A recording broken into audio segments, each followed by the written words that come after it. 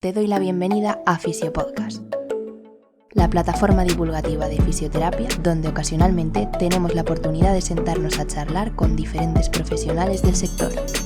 Muy buenas compañeros y compañeras, mi nombre es Rubén Hernández y para mí, como siempre, es un auténtico placer estar en un episodio más de la radio Fisiopodcast.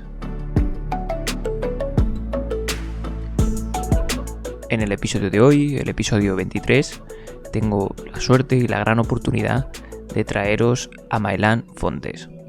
Por lo tanto, creo que los que critican a la medicina basada en la evidencia no tienen en cuenta eso, que la medicina basada en la evidencia sí tiene en cuenta, valga la redundancia, estos aspectos, tanto la experiencia clínica como los valores y expectativas del paciente. A mí, hablando un poco de mi caso personal, muchas veces me han criticado, ¿no? De que a veces, lo que acabas de decir, que no todo está en los papers, que no todos son datos, pero a ver, si es que yo llevo trabajando 22 años en esto, es decir, yo soy clínico y lo que trato es de integrar esa información externa con mi experiencia y lo que acabamos de decir, con las expectativas de los pacientes. Hemos dividido la entrevista en dos partes para que no se haga muy larga y los puntos que tratamos en esta primera parte, pues comenzamos pidiendo a Maelán que se haga una pequeña autopresentación para conocerle un poco más. Después, metiéndonos ya en el tema, definimos qué es la práctica clínica basada en la evidencia, definimos también qué es la lectura crítica y por qué es importante en fisioterapia. Pasamos a comentar los principales aspectos que hay que tener en cuenta a la hora de realizar una lectura crítica. Después pasamos a la pregunta pico, vemos qué es y para qué sirve, y terminamos esta primera parte comentando los conceptos de validez interna y validez externa.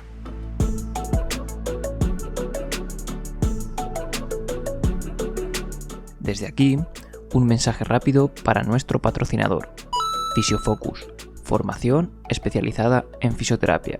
Para más información, puedes buscarlos en su página web o en redes sociales. También desde aquí, recordarte que puedes encontrarnos en el canal de Patreon, donde puedes realizar una donación y apoyar al proyecto. Agradecer al nuevo Patreon, Carlos Morgade.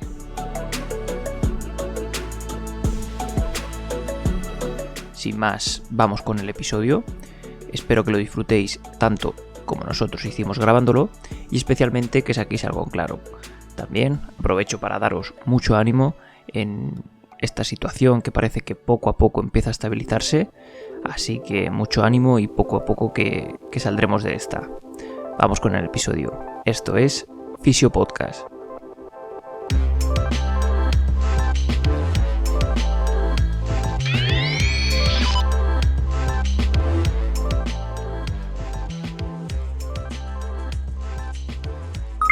Muy buenas, Maelán, bienvenido al podcast. Hola Rubén, muchas gracias por invitarme. Para mí es un honor estar en tu podcast donde ha habido profesionales de mucha talla. Bueno, Maelán, cuéntanos un poquito quién eres, si te puedes hacer una pequeñita autopresentación. Sí, mi nombre es Maelán Fontes Villalba, soy fisioterapeuta desde el año 98, donde he trabajado como fisioterapeuta en una clínica privada desde entonces. Y posteriormente siempre me ha gustado las ciencias de la salud en general, siempre me ha gustado el deporte y me gusta. Me interesé por la nutrición, tanto la salud como el rendimiento. Hice un máster en nutrición humana y calidad de los alimentos. Y todo esto al mismo tiempo que seguía mi práctica clínica de fisioterapia. Empecé un doctorado en nutrición que todavía no he terminado, estoy ahí a 3/4 partes aproximadamente. Y básicamente ese es mi historial, es decir, clínica de fisioterapia, investigación en fisioterapia y también en nutrición. No ejerzo, pero es un tema que me gusta mucho. Entonces, yo también algo de divulgación, bastante divulgación en nutrición durante tiempo. Y bueno, ese es más o menos mi resumen. ¿De dónde surge un poquito ese interés tuyo por la nutrición? Pues como te comenté, siempre me ha gustado la salud, el deporte. Y creo que está muy ligado a la salud, la nutrición. Creo que es algo importante para la salud. Si pensamos en enfermedades cardiometabólicas, yo creo que tiene un papel importante junto al ejercicio físico. Y como fisioterapeuta, pues la verdad es que siempre me ha interesado, tanto el entrenamiento como la nutrición y el estilo de vida en general. Son cosas que siempre me han interesado, tanto que te digo, hasta el punto de que estuve estudiando bastante, hice un máster con el objetivo de hacer un doctorado y nada, ahí estamos. Vale, pues por ir un poquito introduciendo el tema de hoy, vamos a hablar un poco sobre la lectura crítica y otros aspectos. Entonces, Mailán, ¿nos podrías describir un poco qué es la práctica clínica basada en la evidencia y de qué principales pilares está compuesta? Sí, bueno, la definición de Sackett es un uso consciente, explícito y juicioso de las mejores y más actuales evidencias o pruebas en la toma de decisiones sobre el cuidado de los pacientes. Esa sería la definición oficial. Uh-huh. Esa definición deja claro que la medicina basada en la evidencia no se trata solamente de números, de estadística y de artículos. No, tiene en cuenta otros aspectos como, por ejemplo, la experiencia clínica individual y también los valores y expectativas del paciente. Aunando todo eso, es decir, tanto la experiencia clínica del profesional, los valores y expectativas del paciente, junto con la evidencia científica, se triangula toda esa información para dar la intervención más eficaz para cada paciente en cada momento. Y ahí tenemos también que tener en cuenta cosas como coste-beneficio. Si yo tengo una intervención que es ligeramente superior a la otra, pero cuesta mucho más dinero, a lo mejor si lo pones en la balanza no nos interesa. Y optaríamos por la intervención que es más barata, aunque sea un poquito menos eficaz. Eso es algo que se suele siempre, o que yo he escuchado mucha crítica, más a la fisioterapia basada en la evidencia, como que, no, si es que no todo está en los estudios, argumentos de ese tipo, o no todo está en los estudios, es que yo he tenido ciertos resultados y demás, pero es lo que dices, al final la definición de fondo, dices, oye, es que yo no estoy descartando la experiencia, que yo no estoy descartando las preferencias del paciente, si lo que se trata es integrar, ¿no? Exacto. Una cosa, como te acabo de decir, es lo que dicen los artículos, los ensayos controlados aleatorios, a doble ciego, con placebo, que por cierto en fisioterapia es difícil de hacer, es obvio. Luego tenemos las revisiones sistemáticas y luego tenemos las guías de práctica clínica, donde ahí sí ya se tienen en cuenta estos aspectos, como es la experiencia del profesional o las expectativas y valores del paciente. Y de manera que tú al final haces un grado de recomendación fuerte o débil a favor o en contra de X intervenciones. Por lo tanto, creo que los que critican a la medicina basada en la evidencia no tienen en cuenta eso, que la medicina basada en la evidencia sí tiene en cuenta, valga la redundancia, estos aspectos, tanto la experiencia clínica como los valores y expectativas del paciente. A mí, hablando un poco de mi caso personal, muchas veces me han criticado, ¿no? De que a veces, lo que acabas de decir, que no todos están los papers, que no todos son datos, pero a ver, si es que yo llevo trabajando 22 años en esto, es decir, yo soy clínico y lo que trato es de integrar esa información externa con mi experiencia y lo que acabamos de decir, con las expectativas de los pacientes. Claro, es mucho más fácil solo basarte en tu propia experiencia. Mucho más sencillo y no te hace pensar tanto. Claro, y luego el riesgo de sesgo es enorme. Yo creo que los clínicos tendemos a olvidarnos de los pacientes que no mejoran o no vuelven y recordamos mucho más aquellos casos que han sido exitosos, claro. Aunque sea un poco, sí. pero esos son los que recordamos y con eso nos quedamos. Y al final, pues, te da una idea sesgada de la realidad, muy, muy sesgada. Yo soy muy crítico con eso, con los que a mí me funciona, pues sí, claro, a mí también hay cosas que me funcionan, pero ¿cuánto hay es decir, cuánto funciona la intervención que has hecho y cuánto son las expectativas del paciente, el efecto placebo y todos esos factores? Pues no lo sabemos. Etcétera. Vale, pues por seguir un poquito la línea ya, vamos a estar hablando sobre la lectura crítica de la evidencia. Entonces, ¿podrías dar alguna definición de lectura crítica y sobre todo por qué es importante desde la fisioterapia y realmente desde cualquier profesión sanitaria? La lectura crítica es básica para tú entender qué estás leyendo. Es decir, tenemos un ensayo controlado aleatorio, que es lo más frecuente. Primero hay que saber si la metodología de ese estudio es correcta, y cuando hablo de correcta lo podríamos definir a grandes rasgos. En la metodología debe estar claro exactamente qué han hecho, cómo lo han hecho, cuándo lo han hecho, de manera que se pueda replicar ese experimento en cualquier parte del mundo. Tiene que haber una transparencia total. Es un estudio donde metodológicamente está bien. Primero tienes que empezar por la transparencia. En el caso de la aleatorización, debe estar claro cómo se hizo. Utilizaste una función aleatoria con el iPhone, que lo puedes hacer, la función random. Has utilizado una web, has utilizado sobres opacos, es decir, cómo has hecho el proceso de aleatorización. ¿Quién lo ha hecho? ¿Quién estaba oculto a ese proceso? La persona que decide si una persona entra o no en el estudio, o sea, si cumple o no cumple los criterios de inclusión, sabe a qué grupo va a ser asignado ese paciente. Todo ese tipo de cosas son importantísimas para lo que se llama validez interna. Por lo tanto, eso es lo primero. Luego lo comentaremos un poquito más, profundizaremos un poquito más en todo esto. Sí, por lo tanto, dentro de lo que es la lectura crítica tienes que tener en cuenta eso. Primero, que haya transparencia, y luego ver que hay una pregunta pico bien planteada, si quieres hablamos después, es decir, tiene que haber cuál es la población que voy a investigar, qué intervención quiero investigar, con qué la voy a comparar y cuál es el desenlace. Eso debe estar perfectamente reflejado en un ensayo controlado aleatorio. Perfectamente. Como dijimos antes, debe reportarse claramente cómo fue el proceso de aleatorización, cómo se hizo, quién, para que se pueda replicar y que sea todo transparente. Y luego ya pasaríamos a otros aspectos como la recogida de datos, cómo se hacen, se utilizan métodos validados o no validados.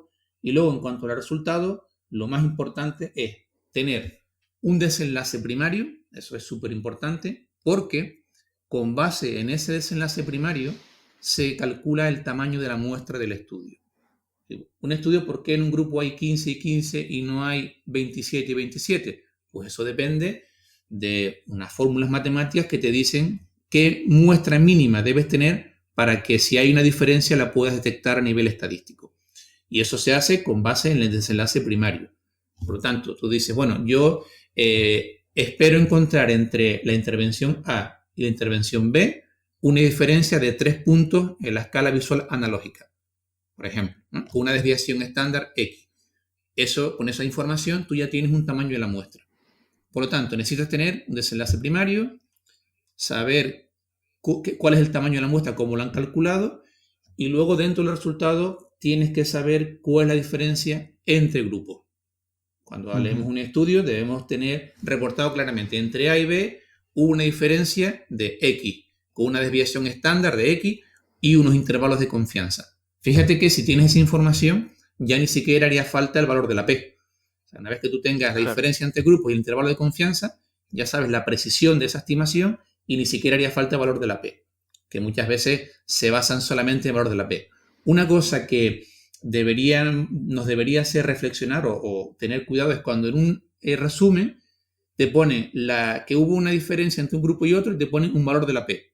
Es decir, si no, tienes que reportarte cuál es la diferencia. Si no, puedes decir A fue mejor que B y poner entre paréntesis P menor de 0,05. Claro, porque el tamaño, o sea, la magnitud del efecto, ¿no? No te lo está diciendo, te está diciendo solamente que es estadísticamente significativo, pero a lo mejor la diferencia entre un grupo y otro en una escala EVA fue 0,3, imagina. Es decir, puede ocurrir que sea una diferencia entre grupos de 0,3 en una escala EVA, que eso es imperceptible para el paciente, y si la muestra es grande y hay poca variabilidad o poca varianza en los datos, te puede salir una P menor de 0,05. Por lo tanto, eso es una manera fácil de engañar al lector. Así que hay que tener en cuenta qué es estadísticamente significativo y qué es clínicamente relevante, como tú comentaste. Bueno, siguiendo un poco así con la estructura de la lectura crítica, debería tener el artículo eso, una tabla de resultados donde se vea la diferencia entre grupos con unos intervalos de confianza. Y luego puedes reportar 40.000 variables si tú quieres, lo que son desenlaces secundarios, que te sirven para generar nuevas hipótesis. ¿Te está gustando el contenido? Si es así, recuerda que puedes dejarnos tu me gusta y una valoración en iTunes. No te llevará más de 2 minutos y ayudas a que Fisiopodcast, el podcast de la fisioterapia sin apellidos y conciencia, llegue a mucha más gente.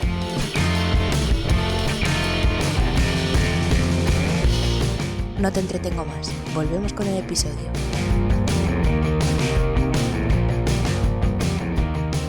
Pero el estudio debe tener 1 o 2, vale, puede haber 3 desenlaces primarios que son los que vas a testar y en torno a los que vamos a jugar. ¿Bien? Y luego ya puedes evaluar diferentes. Y finalmente tenemos la discusión y conclusiones, donde tú tienes que ver que hay una coherencia entre las conclusiones que sacan los autores y los resultados. Si tú ves que el autor concluye de una forma muy vehemente que queda demostrada su hipótesis y ocurre lo que hablamos antes, que hay una diferencia de 0,3 en la escala EVA y un valor P de 0,05, ves que no hay coherencia entre esos datos y lo que está reportando los autores. Y en cuanto a lo que sería la discusión, lo que tenemos que ver es que se combinan los resultados de ese ensayo con otros ensayos. De manera que lo habitual es decir, bueno, nosotros hemos encontrado esto, pero el equipo de fulanito y menganito no encontraron esto. ¿Bien? ¿Por qué no lo encontraron? Eso sería la discusión. Entonces, la discusión debería aflorar, por así decirlo, todos los estudios parecidos a ese. Entonces, básicamente, eso sería básicamente... a grandes... Sí, exactamente, a grandes rasgos, ¿qué hay que tener en cuenta en una lectura crítica? Pues eso, primero, el resumen, ver que el resumen, en los resultados es importante que aparezca una diferencia entre grupos con intervalos de confianza, creo que es muy importante. Una introducción del tema donde plantea una hipótesis, una pregunta pico, o sea, población, intervención, comparación y desenlace, que los métodos quede totalmente claro y transparente qué han hecho, cómo lo han hecho, para que se pueda replicar el experimento, un desenlace primario, un cálculo de la muestra y luego el resultado que esté reportado ese desenlace primario, diferencia entre grupos con sus intervalos de confianza. Son a grandes rasgos lo que habría que ver. Y una cosa muy interesante, y se van a llevar muchas sorpresas, es ver el registro del protocolo. Normalmente, ya hoy en día, cuando tú envías a una revista un artículo sobre un ensayo controlado aleatorio, te piden un número de registro del protocolo. ¿Qué es esto? Pues tú previamente a hacer nada, a tocar un paciente, debes escribir el protocolo de qué vas a hacer, cómo lo vas a hacer, es decir, escribir todo de una manera muy precisa. Y ahí deben estar esos desenlaces primarios. Yo lo que hago siempre es, cojo el registro del protocolo, lo más habitual es registrarlo en Clinical Trials, es un NCT, habitualmente empieza NCT y una retahíla de números, lo copia, ir a la web de Clinical Trials, pegar ese número de registro y ver cuáles son los desenlaces primarios registrados en el protocolo y comprobar que coinciden los que están registrados con los que están reportados en el artículo. Que es donde te lleva la sorpresa, ¿no? Se llevarán muchas sorpresas, porque eso se llama sesgo de reporte. Hay ocasiones donde eso es de forma intencionada. Si el desenlace primario registrado en el protocolo no da una diferencia estadísticamente significativa, lo que hacen es que reportan otro que sí dio por azar. Claro, eso es muy habitual, de reportar 40 variables, 50 variables, ¿no? Y luego selecciono la que a mí más me ha interesado. Pero claro, ya por propia probabilidad es que alguna te saldrá. Exactamente, Rubén, exactamente. Eso es lo que yo suelo llamar ir a pescar, ¿no? Tiras la caña y a ver si pica algo. Claro, totalmente. Además, al final de lo que se trata la lectura crítica es esto, de que no te engañen, de interpretar bien la evidencia, porque si cualquier persona quiere demostrar algo, puede demostrártelo haciendo un cherry. Por eso te digo que es que creo que es tan importante la lectura crítica como medio de filtrar, que puedes tener muy buena intención de buscar artículos y demás, pero si luego lo haces una lectura crítica, es que creo que es hasta contraproducente muchas veces. Sí, totalmente. Y además, algo que se debería reportar es qué tipo de análisis estadístico vas a hacer. Porque tú con una serie de datos, dependiendo del tipo de test estadístico, puedes obtener resultados diferentes. Marginales, pero a lo mejor puedes tener una P de 0,04 o 0,06, ¿no? Y ya uno es estadísticamente significativo y el otro no. Y eso puede variar con test diferentes. Claro. Y hay que utilizar el adecuado. Exactamente, porque a veces tú puedes utilizar un t-test o puedes utilizar a veces una ANCOVA. Eso puede haber opciones donde lo puedes utilizar uno u otro y te pueden dar resultados diferentes. Luego tú puedes, si quieres, jugar con la transformación de los datos. Si las variables no tienen una distribución normal, no siguen la curva de Gauss, se pueden hacer transformaciones y ahí se puede manipular bastantes cosas. Por lo tanto, lo ideal sería tener bien registrado el protocolo con todo lo que se va a hacer de antemano. Y luego reportar el estudio con base en ese protocolo que está registrado. No cambiar los desenlaces primarios, los secundarios, no cambiar los métodos de medición o los test estadísticos o lo que sea. Uh-huh. Has comentado algunos aspectos, creo que son muy interesantes, como es el de la pregunta pico, que es quizá uno de los primeros pasos, ¿no? en todo este proceso. Y si nos podías comentar un poquito, profundizar en la pregunta pico, de que, pues eso, que lo componen sus siglas. Sí, la pregunta pico es el paso previo a toda investigación y también una lectura crítica. Pico es el acrónimo de paciente, población o problema, es la P. La I se refiere a la intervención en la que estás interesado, la intervención que vas a investigar. La C es con qué lo vas a comparar. Podría ser otra intervención, o podría ser un placebo, o podría ser absolutamente nada. Y la O es de outcome en inglés, que en español es desenlace. Por lo tanto, tienes que tener una población. Yo voy a estudiar a pacientes con dolor lumbar crónico. La intervención que voy a investigar sería ejercicio físico. Lo voy a comparar, por ejemplo, con analgésico. Y el desenlace es, por ejemplo, el cuestionario del Overstreet. Imagínate, puntuación del Overstreet o escala visual analógica o un cuestionario de calidad de vida, el que sea. Pero tiene que estar claramente reportado todos esos conceptos. ¿Cuál es la población? Bien definida, incluso a lo mejor por rangos de edad, es decir, pacientes adultos con dolor lumbar o pacientes que sean niños con dolor lumbar. Es decir, tiene que estar muy bien definido la población, la intervención, la comparación y el desenlace. Y la pregunta pico, sin una buena pregunta pico, no puedes hacer una buena búsqueda bibliográfica. Es el paso previo a una buena búsqueda bibliográfica. Si tú vas a hacer una investigación, necesitas saber cuál es el estado del arte, qué hay publicado, qué no hay publicado, qué lagunas hay en el conocimiento. Para ello necesitas, primero, plantear adecuadamente una pregunta pico y, en segundo lugar, hacer una búsqueda sistemática para encontrar toda la información sobre ese tema. O sea, no sé si contesté a tu pregunta. Sí, perfecto. Bien, esos serían los pasos previos. Y dentro de, cuando hablamos de lectura crítica, pues tenemos que ver eso. O sea, un ensayo controlado aleatorio debe reportar claramente una pregunta pico. Eso debe ser lo primero. De hecho, en las parrillas de lectura crítica como la CASPE, el primer ítem es ese. ¿Hay una pregunta pico claramente definida? ¿Sí o no? Uh-huh. O hay herramientas para evaluar la calidad de un metaanálisis donde de las primeras preguntas se llama AMSTAR. El AMSTAR 2 es la herramienta que se utiliza ahora mismo y es una escala para puntuar una revisión sistemática. Y una de las primeras preguntas es, ¿hay una pregunta pico claramente definida? ¿Sí o no? Es decir, una revisión sistemática tienes que tener una pregunta pico claramente definida. Y luego los conceptos, ¿qué diferencia habría entre, que igual ya lo has comentado, entre la validez interna y la validez externa? La validez interna podríamos decir, que es la calidad del estudio.